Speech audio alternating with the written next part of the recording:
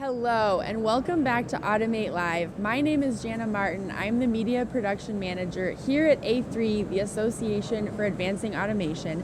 And joining me today at the desk is the Deputy Undersecretary for International Trade, Diane Farrell. Diane, thank you so much for joining me today. Thank you, and I'm absolutely thrilled to be here with you. Well, we're really excited to dive in and talk about international trade and all of the work that A3 is doing with the grant. But let's start off and talk about some of the insights can you share into the strategic significance of the A3 grant and what it means for advancing trade opportunities specifically in India and Mexico in the automation industry? Well, great. Okay, great question. Number one, absolutely thrilled to be here. Number two, really excited to be meeting with A3 to see what they've created, this amazing organization, one that was well worth our vetting and investing in terms of bringing, what is clearly a technology for the future into not just markets overseas, specifically Mexico and India, but how it's going to create jobs, how it is going to transform communities, how it fits into so much innovation that's going on. It doesn't matter whether it's automotive, it doesn't matter whether it's construction, it doesn't matter if it's photography, it's all here. And so it's very, very cool. And A3 is just an amazing company. And the name of the program is Market Cooperator Development Program. How's that for, MDCP, typical government acronym, right? We like an acronym. Yeah, well, we live it by acronyms. But the fact of the matter is, it's one of these opportunities where it's a true public-private partnership. We have skin in the game as investors or contributors to the effort. They have skin in the game because they've made this commitment. And really and truly, the sky's the limit in terms of what the potential is. So just really, really excited to be here. So are we. We are thrilled to have you. Let's talk a little bit about the Department of Commerce and how do you envision this collaboration between the International Trade Association, ITA, and nonprofit industry groups like A3 in addressing these trade barriers and enhance U.S. industry competitiveness? So it's really quite simple. Yeah. People are our stock in trade. They're also A3's stock in trade, right? We are here as multipliers. We couldn't possibly hire the number of people that would be necessary to truly move the needle on trade. The way we do this is this amplification. And so partnerships like the one that we have with A3 is so important because we're not hiring more federal employees. We're not doing it as inefficiently as we probably. I love government, let me be honest. I was a mayor at one time. But let's be honest, efficiency is not necessarily what we're known for. But the idea that we can partner with the private sector meets so many of the objectives and priorities that we have as a free market society. And so that's what's so great about this. It's when we can partner with associations who have those direct connections to their members and can carry forward the information about the International Trade Administration, our people located all around the country as well as in 80 markets around the world. This is what really enables both sides to be very, very successful. That's right. And then what measure does the Department of Commerce have in place to ensure that projects funded by grants like this A3 project effectively promote sustainable economic growth and job creation here in the U.S.? Well, we're a metrics-driven organization. Again, not dissimilar to what you find in the private sector. Right. We have our wonderful colleagues, as I mentioned, our stock and trade is our people. There are prescribed benchmarks that have to be met annually. So the people who are here, out in the greater Chicago region, people on the West Coast, East Coast, doesn't matter where they are, or overseas, actually log in information about companies that they've helped, whether or not they've had a successful experience with a sale that we may have been helping them to advocate for. Also, we look at, have we been successful in helping our companies better access the market because we have had conversations with our foreign counterparts to make sure that they are not creating a market dynamic that prohibits U.S. companies from being competitive. So we work on a level playing field. We absolutely work on how, and by the way, we translate our success into both what is the value to the U.S. economy. We're talking about U.S. sales.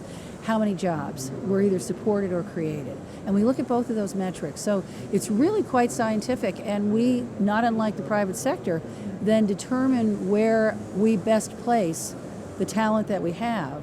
And again, look at organizations, the type of organizations like A3, who can help us to grow to even greater heights without having to add more people onto the federal payroll. That's incredible.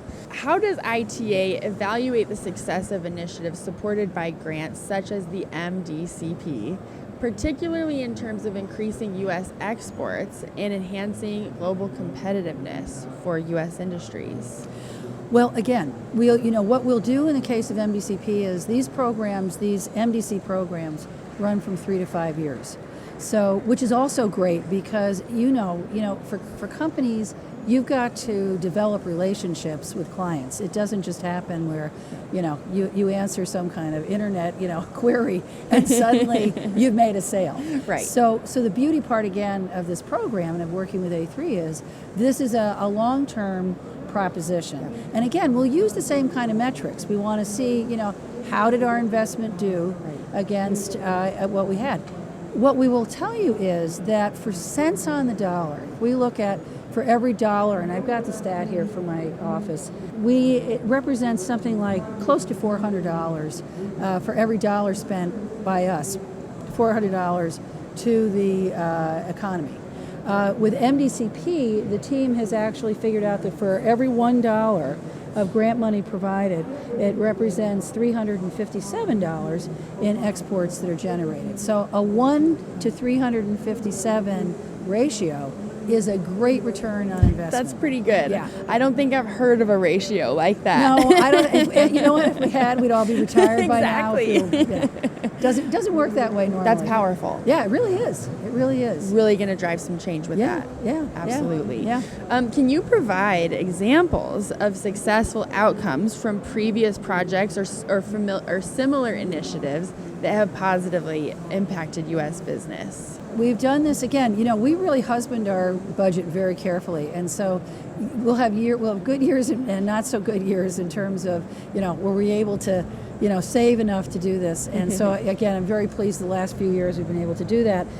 So if I look at my cheat sheet here, to be perfectly honest, yes, we've done a lot with. I'm just looking. The National Electrical Manufacturers Association. Our Assistant Secretary for Industry and Analysis, Grant Harris, actually led a trade mission to Asia as part of this effort, and that meant we took 12 small and medium-sized enterprises and 2 economic development corporations, organizations, I should say, to Indonesia, Singapore, and Japan for matchmaking events, for factory tours, for trade show exhibits, and receptions with public and private stakeholders. Huge. This is why this is such a wonderful partnership, because we can open doors for our companies, but it's our companies who have to make the sale. Right. And so we try to create that platform, and more often than not, I'm happy to say, as you look at America's ability to recover so rapidly from COVID,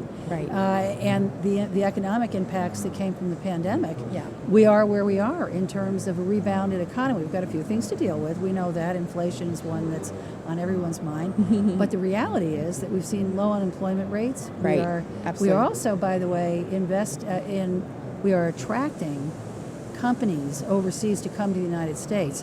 When we talk about technology, and we talk about semiconductors, for example, right, the fact that we now have the world's largest semiconductor company out of Taiwan, TSMC, coming to the United States, because of grant funds that have come from the Department of Commerce.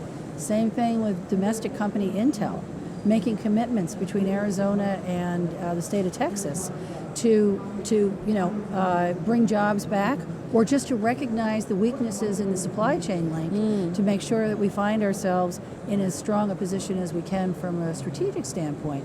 We're very fond at the Department of Commerce of saying economic security is national security. All of this feeds into our ability to create as much strength as we can on behalf of the private sector, therefore on behalf of our local economy, state economy, national economy, and really what it's all about is our citizens who are our families and loved ones. Yeah, we're here talking about international trade and these big, lofty grants and different countries, but you're right. At the end of the day, we're here to make life better, jobs better, and work better for Americans here in the U.S. and around the world. And work with like-minded partners. Yeah. You know, because again, when countries, partnership countries, feel the benefits of working mutually or jointly on trade, it's a win-win.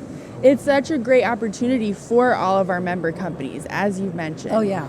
I mean, this is where they can really have the opportunity to go into India and to Mexico in particular with this grant. So if you don't know about it, you can get in touch with us. Absolutely. Automate.org. Absolutely. And find out more. The reasons for Mexico and India. Yeah, we talked a little bit about it, but for one, you know, these are important trade partners for us. One is in our hemisphere. One is in a very critical part of the world. And growing immensely. And growing, now the largest population. They've surpassed China. We also, in the United States, have a very strong diaspora connection to India.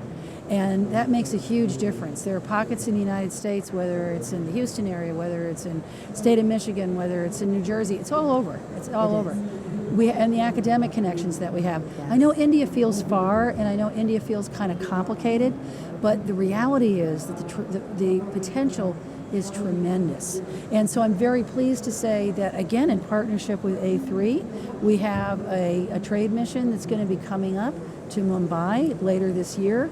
Very exciting, and this is a great way for companies who might otherwise be hesitant to, thinking it's a very complicated market. How could it work for them? It's intimidating. It will a bit, but once you go, and when you go under the umbrella of something like A3 and the federal government, it opens doors, it mitigates the risk, and it's just a great way to do it. And true connections, I'm sure, are made. True connections. Yeah. And the same is true for Mexico. We're farther along with Mexico simply because, they are in our hemisphere. We have a border with them.